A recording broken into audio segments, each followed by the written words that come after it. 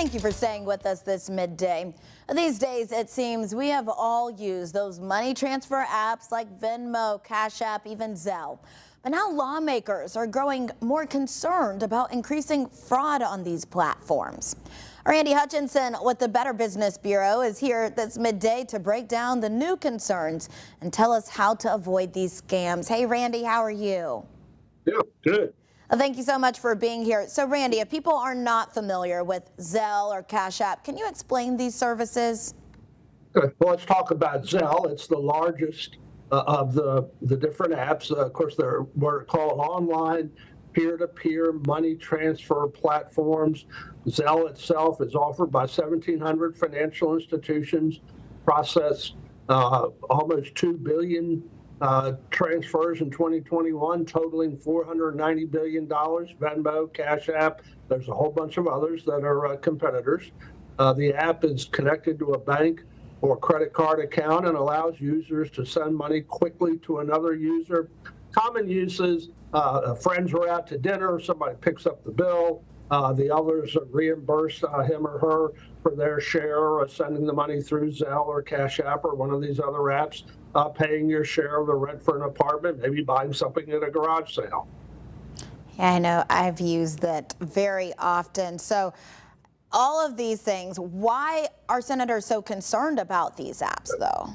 Well, senators, states attorneys general have all expressed concerns. Again, the apps themselves are very legitimate, but as with any payment method, there are risks. In this case, senators in particular who sent a letter to Zelle expressing their concerns said that the ease of use and the inability to recover money after it's sent make the apps a favorite of crooks and fraudsters.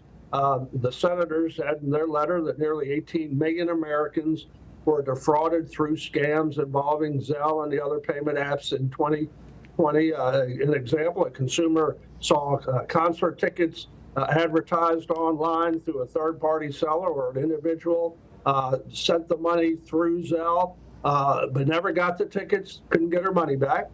The apps generally take the position that if the consumer authorized the transaction, as this particular lady did in the example I just gave, despite it being a scam, despite being deceived into sending the money, that the apps have no obligation to refund it since, again, the consumer was a willing participant. The senators believe they should do more to protect their customers.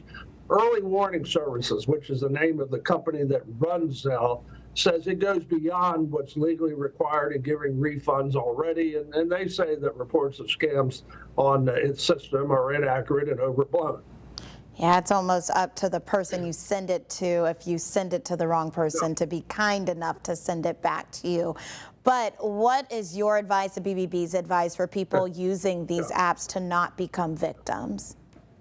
And most of this advice really comes from Zelle itself and the other payment apps. I'm sure all of them have similar advice on their websites.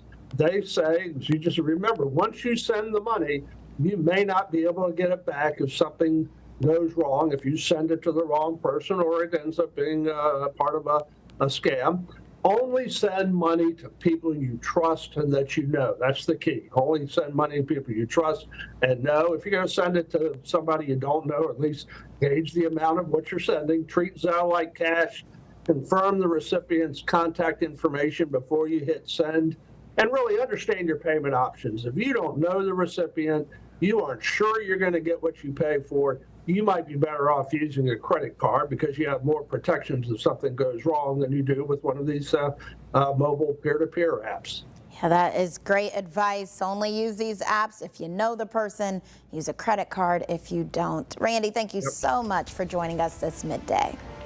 Okay, thanks.